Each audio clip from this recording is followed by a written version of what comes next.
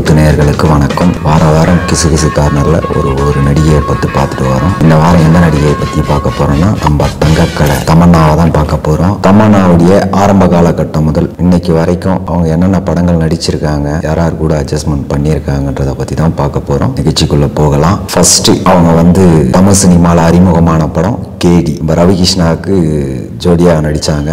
7G படத்தில் ரவிகிருஷ்ணா பயங்கர performance பண்ணியிருப்பாப்புல.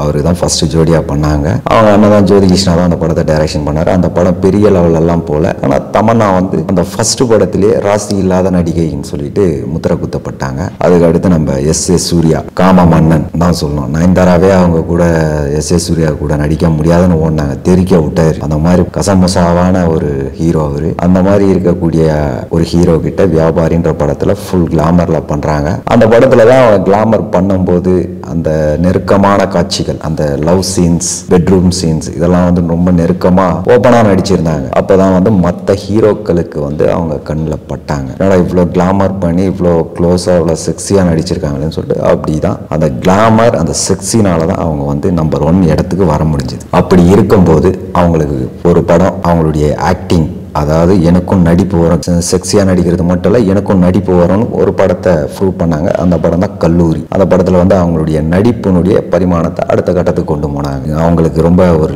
லக்கா அமைஞ்ச படம்னு சொன்னா அயன் தான் சொல்லுவேன் நான். அயன் படம் பார்த்தீங்கன்னா அதுல கிளாமர், அந்த இடுப்பு சிம்ரனுக்கு அடுத்து இடுப்பு அந்த தொப்புல காமிச்சு ஒரு லெவல் பண்ணி தமிழ் ஆடியன்ஸை கவர் பண்ணது நம்ம தமன்னான்னு தான் சொல்லணும். அந்த அயன் படம் அவங்களுக்கு சூப்பர் டூப்பர் ஹிட் அமைஞ்சிருச்சு. அதுக்கு அடுத்து நம்ம அஜித் சார் கூட நடிச்சிருக்காங்க, விஜய் கூட நடிச்சிருக்காங்க. விஜய் கூட நடிச்ச படம் அவ்வளவு பெருசா ஹிட் ஆகல சுறா. அஜித் கூட நடிச்ச வீரம் படம் ஒரு ஆவரேஜான படம் தான்.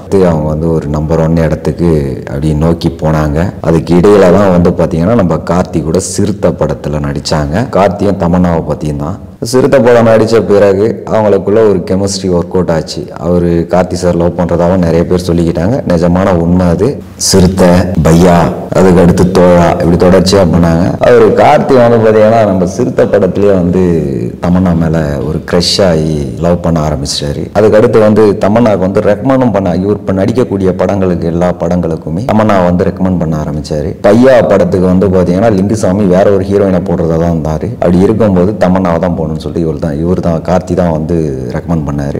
கார்த்தி மூலமா தான் அந்த வாய்ப்பு தமன்னா கிடைச்சது. அதே மாதிரி தோழா படத்துல நம்ம வம்சிக்கு வேற ஒரு ஹீரோயினை போடுறதா அவர் ஐடியால இருந்திருக்காரு. அந்த படத்துக்கு இவர் தான் ரெக்கமெண்ட் பண்ணி அந்த தோழா படத்தினுடைய வாய்ப்பையும் கொடுத்தாங்க. இவங்க எல்லாம் ரொம்ப சின்சியரா போயிட்டு இருக்கும் போது அந்த கல்யாணத்துக்கு முற்றுப்புள்ளி சூர்யா ஜோதிகாவை மேரேஜ் பண்ணிக்கின மாதிரி இவர் தமன்னாவை கல்யாணம் பண்ணிக்கலாம்னு சொல்லிட்டு ஒரு ஐடியால இருந்திருக்காரு. வீட்டுல பெருசாலாம் எதிர்ப்பெல்லாம் தெரிவிக்க மாட்டாங்க. ஆல்ரெடி ஒருத்தர் இருக்காங்க இல்லையா ஆக்டர்னு சொல்லிட்டு இவர் அப்படியே சின்சியரா லவ் பண்ணாரு. இது நிறைய பத்திரிகைங்களே நிறைய கிசுகிசுக்கப்பட்டது. கார்த்தி தமன்னா இந்த ஹோட்டல்ல பார்த்தோம், அந்த ஹோட்டல்ல பார்த்தோம்னு சொல்லிட்டு தமன்னா கார்த்தியை ரொம்ப சின்சியரா லவ் பண்ணாங்க. இவரும் அவங்கள ரொம்ப சின்சியரா லவ் பண்ணாங்க.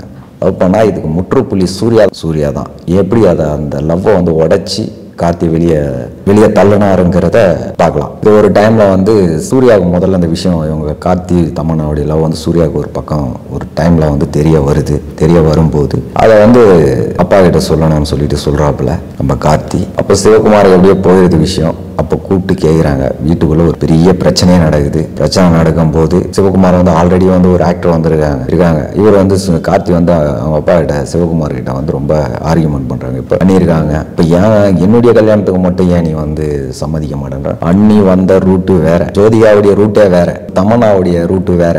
இன்னொரு நடிகை என் வீட்டுக்கு மருமகளா வரக்கூடாதுன்னு சொல்லிட்டு சிவகுமார் பயங்கர ஃபைட் பண்றாரு.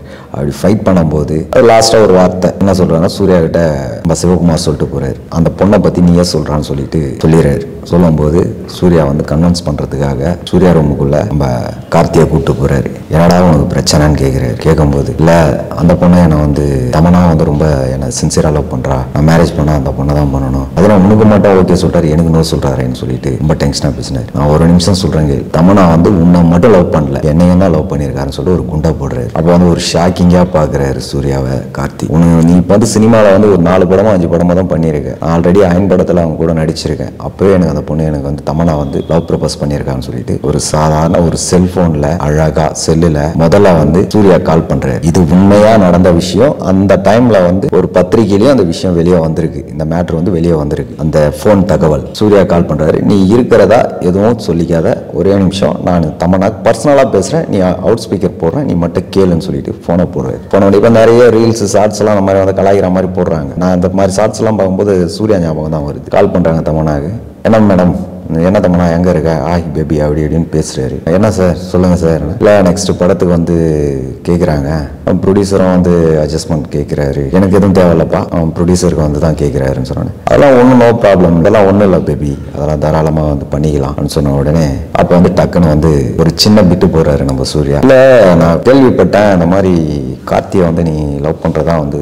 நிறைய வதந்திகள் வருது. ஆமாம்மா நானும் அதை நிறைய பார்த்துட்டு தான் வரேன், கார்த்தியும் பார்த்துட்டு தான் வராரு, நானும் லவ் பண்ணுறேன், மேரேஜ் எப்படின்னு தெரியல, உங்ககிட்ட தான் அதை பற்றி பேசலான்னு இருந்தேன். இல்லை இந்த மாதிரி வந்து இருக்க ஆக்டரை வந்து எங்கள் அப்பா ஏற்றுக்கிறது கொஞ்சம் கஷ்டம்னு சொல்லிட்டு சூர்யா சொல்கிறாரு. அப்படி இருக்கும்போது உங்கள் ஒய்ஃபும் மட்டும் சொல்லும்போது அப்போ வந்து சூர்யாவுக்கும் தமன்னாவுக்குமே பயங்கர பிரச்சனை ஆகுது. அதுக்கு அடுத்த வந்து சூர்யா படங்கள்லையோ கார்த்தி படங்கள்லையோ வந்து தமன்னா நடிக்கல. இதுக்கு அடுத்து நெக்ஸ்ட் வந்து இதெல்லாம் பேசிட்டு அட்ஜஸ்ட்மெண்ட்டுக்கு ஓகேன்னு சொன்னாங்க பார்த்தீங்களா, இதெல்லாம் பேசிட்டு பக்கத்தில் அதுக்கு அடுத்து கார்த்தி பேசுகிறாரு, எமோஷனலாக பேசுகிறாரு. என்கிட்ட என்ன சொன்னடி நீ வந்து நான் அட்ஜஸ்ட்மெண்ட்லாம் பண்ண மாட்டேன், நான் பர்ஃபெக்டான ஆள் ஆக்டர், மற்றவங்க மாதிரி ப்ரொடியூசர் கிட்ட போகிறதோ அந்த மாதிரி வேலைகள் பண்ணுறதோ மற்ற விஷயங்கள்ல நான் எதுவுமே இருக்க மாட்டேன், கரெக்டாக இருப்பேன்னு சொல்லிட்டு என்கிட்ட அப்படி சொல்லிட்டேன். அப்போ வந்து தமன்னா ஒரே வார்த்தை சொன்னாங்க, ஆக்டராக இருந்தால் அட்ஜஸ்ட்மெண்ட் இல்லாமல் கிடையவே கிடையாது, எந்த சினிமாவும் கிடையாது. நான் மேரேஜ் பண்ணிக்கிறேன், உன்கிட்ட வந்த பிறகு, நான் உனக்கு பொண்டாட்டி ஆன பிறகு, மனைவியா ஒய்ஃபா வந்துட்ட பிறகு நான் அந்த மாதிரி விஷயங்கள்ல நிச்சயமா நான் தலையிடவும் மாட்டேன், நடிக்கிறதையும் நான் நிறுத்துறேன்னு சொன்னாங்க. நீ ஃபர்ஸ்டே வந்து அந்த மாதிரிலாம் பண்றது இல்லைன்னு என்கிட்ட சொன்னீங்க. நான் மட்டும் பத்தினி இல்லை, நான் மட்டும் பத்தினியாக இருந்து புரோஜனம் இல்லை. இப்போ அவங்க அண்ணி இருக்காங்க இல்லையா, ஜோதிகா இருக்காங்க இல்லையா, அவங்ககிட்டயே நீ கேட்டுப்பாரு. அவங்க மேரேஜ் ஆன பிறகு தான் குடும்ப பெண்ணா இன்னைக்கு இருக்காங்க. நல்ல மாதிரி அந்த மாதிரி விஷயங்கள்ல வந்து எதுவும் நடக்காம இருக்கு, அதாவது அந்த மாதிரி விஷயங்களுக்கெல்லாம் போகாம குடும்ப பெண்ணா ஹவுஸ் ஒய்ஃபா இருக்காங்க. அதே மாதிரி தான் நான் இருக்கிறேன்னு சொன்னேன். அட்ஜஸ்ட்மெண்ட் பண்ணாதான் எனக்கு நான் வந்ததே எப்படி வந்தேன் தெரியுமா, என்னுடைய ஆரம்ப காலகட்டங்கள் நான் வசதியாக இருந்தாலும் நல்ல ஒரு ஃபேமிலியில் பிறந்ததாலும் அட்ஜஸ்ட்மெண்ட் பண்ணி தான் என்னை வந்து நானாக தான் என்னை வளர்த்துக்கிட்டு வந்தேனே தவிர. ஆனால் இதுக்கு அடுத்து உன்னை மேரேஜ் பண்ண பிறகு நான் எந்த படங்கள்லையும் நடிக்கலை, எந்த ஒரு ஃபங்க்ஷனுக்கும் நான் வரல, உனக்கு நான் ஒய்ஃபாக கரெக்டாக இருப்பேன்னு சொன்னவொடனே பயங்கர அப்செட் ஆகிறாரு கார்த்திக். அப்செட் ஆனவுடனே அதோட ஃபோனை கட் பண்ணுறாங்க. இதில் கேம் ஆடினது யாருன்னா நம்ம சூர்யா தான். அதுக்கு முற்றுப்புள்ளியே வச்சுட்டார். அந்த ஒரு செகண்டில் வந்து சூர்யா வந்து செம்ம கலகம் வச்சு சரியான ஆப்பு வச்சாங்க. வச்ச செகண்டில் அந்த ஒரு மணி நேரத்திலே, தமன்னா கிட்ட பேசின 1 மணி நேரத்திலே கார்த்தி போய் சொல்கிறாரு இந்த மாதிரி சிவகுமார் கிட்ட, அப்போ அவங்க விருப்பப்படி ஒரு பொண்ணை பாருங்க பண்ணுறாரு. அதுக்கப்புறம் தான் அவங்க ரிலேஷன்லேயே ஒரு பொண்ணை பார்த்து ஊர்லேயே கல்யாணத்தை முடிச்சுட்டு வராங்க.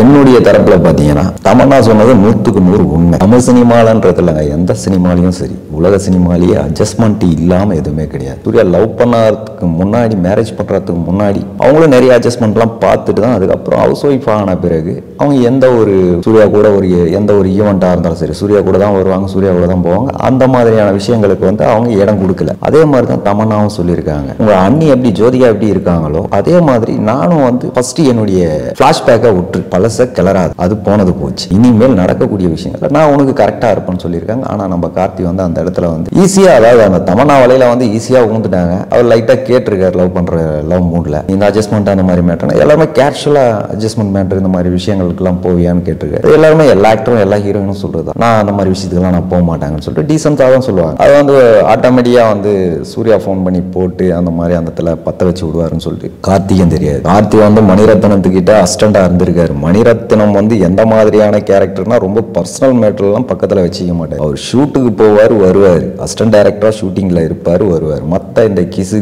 இந்த மாதிரி அட்ஜஸ்ட்மெண்ட் பிரச்சனை இதுலலாம் வந்து கார்த்திக் வந்து அனுபவம் கிடையாது. அதை வந்து விளக்கம் சொன்னது, அட்ஜஸ்ட்மெண்ட்டை பற்றி விளக்கம் இப்படி தான் இருப்பாங்கன்னு எக்ஸ்பிளைன் பண்ணது நம்ம சூர்யா தான். இதில் ஹைலைட்டான மேட்டர் என்னன்னு பார்த்தீங்கன்னா இன்னொரு மேட்டர் இருக்கு. நம்ம எஸ்.ஏ. சூர்யா வியாபாரி படம், அந்த வியாபாரி படம் வந்து பார்த்தீங்கன்னா நம்ம சக்தி சிதம்பரம் சார் தான் வந்து டைரக்ஷன் பண்ணியிருப்பார். அதை ஃபுல் கிளாமர் பண்ணியிருப்பாங்க, நம்ம எஸ்.ஏ. சூர்யா பண்ணியிருப்பாரு.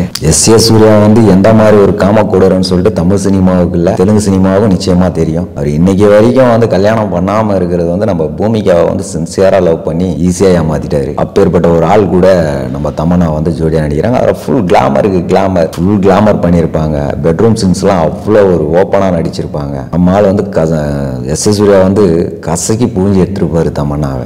முதல்ல தமன்னாவை கசக்கி பூஞ்சது யாருன்னு கேட்டால் நம்ம எஸ்.ஏ. சூர்யான்னு தான் சொல்லணும். இதே இதே கதை தான் வந்து நம்ம கல்வனின் காதலின் படத்துல நயன்தாராவை தூக்கி போட்டாங்க. அந்த படத்துல அவர் பண்ண சிலுமிஷம் கொஞ்சம் நஞ்சமான சிலுமிஷம் கிடையாது. போட்டு கசைக்கு எதுக்கு அப்படி போட்டு கசகு வராங்க. இதெல்லாம் வந்து சர்வசாதாரணமான மேட்ரு, இதெல்லாம் சின்ன மேட்ரு. இதுக்கெல்லாம் ஏன் இப்படி டென்ஷன் ஆகிறீங்க அப்படி இப்படின்னு சொல்லிட்டு ஒவ்வொரு சீனுக்கும் வந்து நயன்தாராவை அவ்வளோ விருப்பேற்றிருக்காரு. கடைசியாக அந்த படத்தை எப்படியோ ஒன்று முடிச்சு கொடுத்துட்டாங்க. முடிச்சு கொடுத்துட்டு அவங்க ஒரு இன்டர்வியூவில் சொன்னாங்க, இனிமேல் என் வாழ்க்கையில் வந்து எஸ்.ஏ. சூர்யா கூட மட்டும் நடிக்கவே மாட்டேன்னு சொன்னாங்க. அப்பேற்பட்ட ஒரு கேரக்டருக்கு நம்ம எஸ்.ஏ. சூர்யா. தமன்னாவை வந்து வச்சு செஞ்சதே வந்து எஸ்.ஏ. சூர்யா தான். ஆனால் அந்த படம் வந்து அந்த வியாபாரி வந்து பெருசான ஒரு ஹிட் ஆகலை. நம்ம விஜய் கூட பண்ணாங்க சுறா படத்தில், எந்த மாதிரி அட்ஜஸ்ட்மெண்ட் பண்ணி பண்ணாங்களா என்னன்றது. அயன் படத்தில் மட்டும் அயன் படத்தினுடைய ப்ரொடியூசருக்கு அவங்க தேவி ஆனந்த் அவர் இறந்துட்டாரு.